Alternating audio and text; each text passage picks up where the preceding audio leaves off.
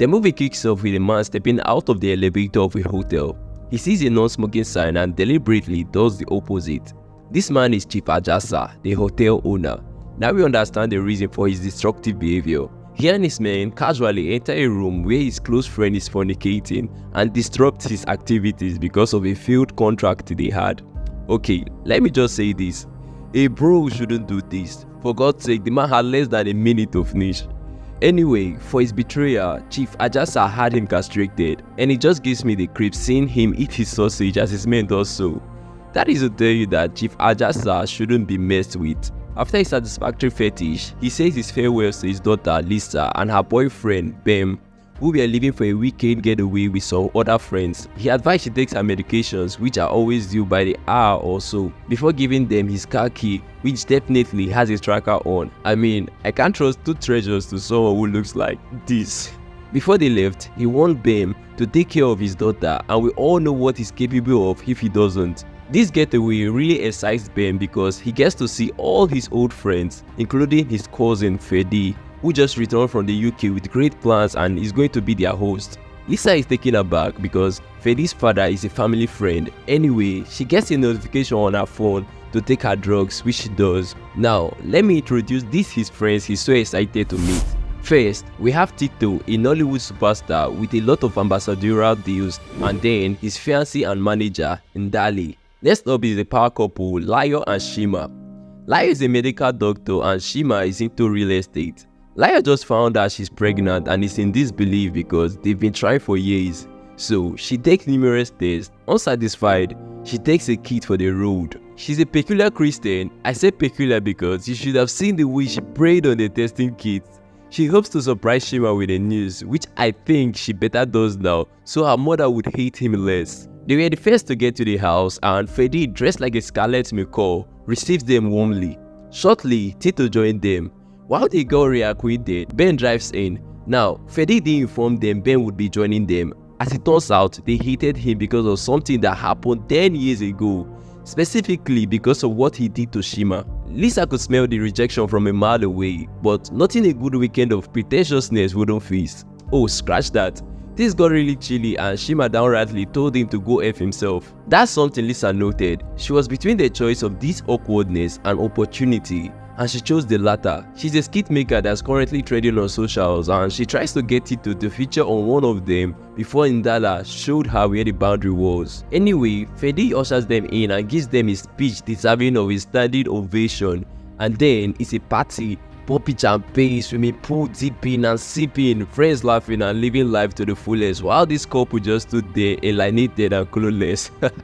They got back in and the awkwardness continued, but between Lisa and Shima, and this has nothing to do with Ben. You see, they've been playing with each other's private toys for 8 months and broke it off just a month ago. But the thing is, Lisa accused him of ghosting her and never informing her about Layo, his wife. Now she understood he approached her because he didn't want to be exposed. But it's too late as she's 2 weeks pregnant and it isn't Bem's. She shows him evidence of the testing kit on her phone and also the necklace he got her that she hasn't stopped wearing. He coldly told her to terminate the pregnancy and move on. Now, that's the kind of talk that usually ends you a slap. Anyway, she bottled up and went on with the activities. However, Bem noticed her foul mood and he would have wished someone else embarrassing him rather than her. Fedi then informs them of the reason he brought them out. Honestly, this guy's speech is 100. Anyway, this is what he said. He wants to build a chain of hotels or clubs where aspiring billionaires could go for business and pleasure. With Shima's connection, he could bring in investors and Tito would be the face of the brand, earning 5% equity, and Ben would collect his salary for his management position. This didn't sit right with Lisa, so she pointed out the inconsistency and the obvious. He just wanted to build a house for cheating men.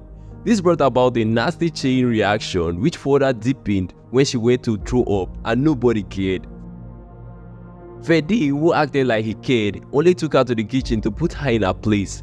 The light goes out and he leaves to sort it out. Bem didn't seem to understand that his friends weren't his friends, which made him and Lisa get into a quarrel. Lisa's alarm goes off, she takes her meds, which calmed her and she apologized.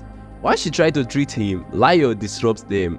All she wanted was water to induce urination so she could pray and retake her test, which is still positive by the way. Meanwhile, Lisa started documenting her life and all the fun she isn't getting in the house before bumping into Tito. He bent down to get her phone and she sees a bumper sticker on his butt, a tattoo identical to a porn star named J Rocker whose video she had on her phone. Okay, I know what you're thinking, but let's focus on the producer, not the consumer.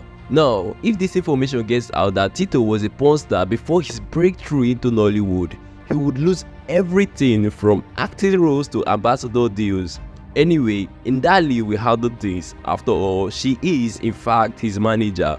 But all she does is threaten Lisa, and when she got in, we see that she planned on doing more if things didn't go her way. While everyone is having fun, Ben is still treated like he's a carrier of a deadly disease.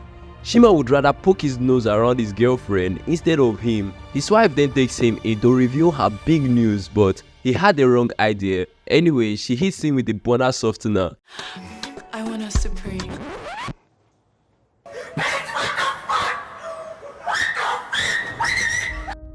In the meantime, these two were going on and on about what to do with Lisa, while Freddy is presently trying to do something to her, if you get my gist. Well, he has the generator to fix now, so he leaves. Meanwhile, these two were done praying for the food they were about to eat, but again, Lio sends him out to go wash up. Next thing we hear is a loud scream. Everyone came out to investigate and they found Lisa unconscious in the pool. Lio checks on her and confirms she's dead. Apparently, someone had hit her twice in the head and neck. All of a sudden, this just turned into a murder mystery, which isn't good for Tito's career, so he takes his leave. While they went after him to stop him, Ben quietly locked all the exits. This whole thing got everyone trying to save their skin, even Freddy, whose father's house it is. Tito was bent on leaving, but the door was locked. All this does is make him look guilty. Ben tries to assume charge because if he doesn't find a killer, Chief Aasa will kill him or all of them. Calling the police isn't an option also because it's like reporting themselves to the man and there isn't cell service in the house to call anyone else for help. Things got out of hand and Ben used the knife that he had kept on Tito. Just a flesh wound though, but he bled a lot. Lion needed to get a first aid kit from the kitchen and that's when Ben released the keys to the doors. While all this is going on, Indali reminded Tito they needed to delete his video from Lisa's phone, but it's outside with her body and Ben held them at knife point. Lion tried helping Tito with what she found, but it wasn't working, so she sent her husband to look in her bag for bandages. There, he found the pregnancy test kit and he mistook it for the one Lisa had shown him.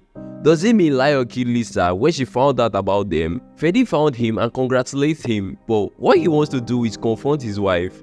Ben wouldn't allow him do it in private, so he did it there. But all he ended up doing was revealing he had been cheating on her with Lisa because the kit belonged to her and it was what she wanted to show him earlier. Honestly, Ben hadn't got a break since arriving and he needed to ease his stress. So he pounced on Shima, giving him some nice beating.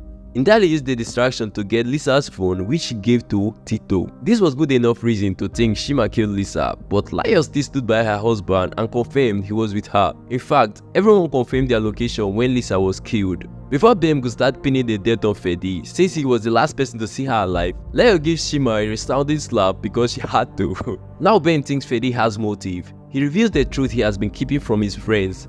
As it turns out, Freddy was actually deported from the UK after facing charges of fraud, money laundering and suspicious association. But actually, what got him that situation was him trying to start up something similar to the one he pitched to his friends earlier.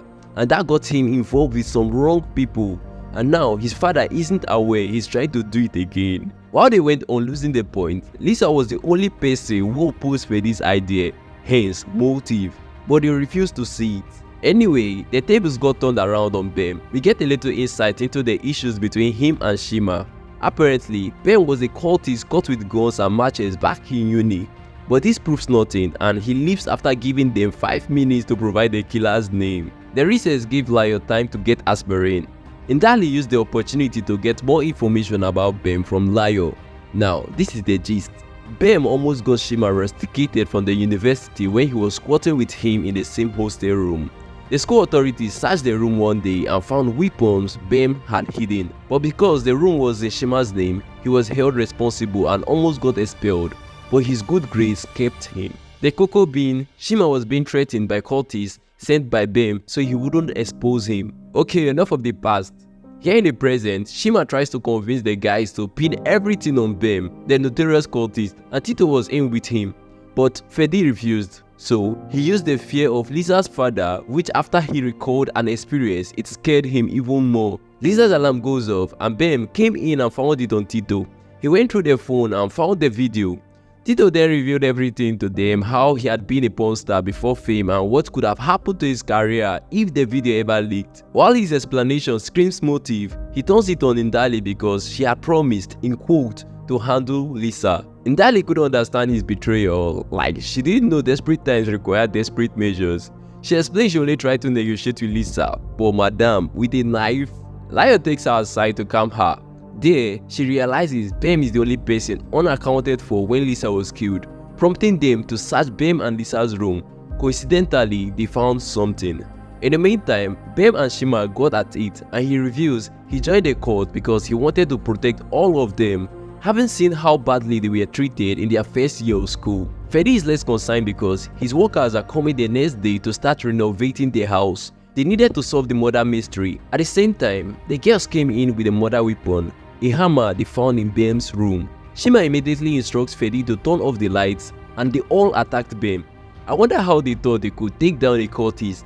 He emerges from the fight with barely a scratch on him. However, before he can do anything else, Ndali knocks him out with a murder weapon. Layo confirms he isn't dead and you would think they would be relieved, but no, someone has to take the cross for everyone. After Layo, Fedi and Ndali's reluctance to join them in pinning it on Bem, they came around and since nobody will do the honors, they agreed to drown him since he can't swim. But when they throw him into the pool, he awakens and takes Shima with him. Tito and Fedi get into to finish the job. However, Bem remains committed to leaving. After a very long struggle, he loses the battle. It's almost done. They clean the apartment, destroy Lisa and Bem's phones, and next, they have to make their death look like a car accident. They drive a long distance from the house and dump them and their car in a ditch.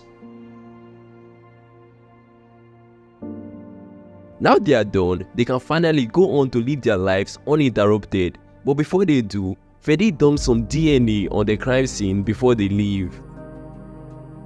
This is it, a weekend to forget and never speak of again.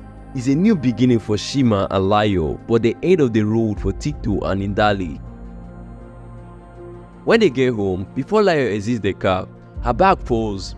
Shima helps put back its contents. When she's gone, he remains in the car to introspect. His eyes are then drawn to a necklace where Layo was sitting. Lisa's necklace. Then it dawns on him. He had been right, but what he didn't anticipate was she knew for months, from when he first got Lisa the necklace. She locked in the shadows, watching his every move. The lies, the deceit, and all the sacrifices she made meant nothing to him. She knew she had to do something, even if it's to confront Lisa. So, when Shima left for his bath that day, she approached Lisa in the pool.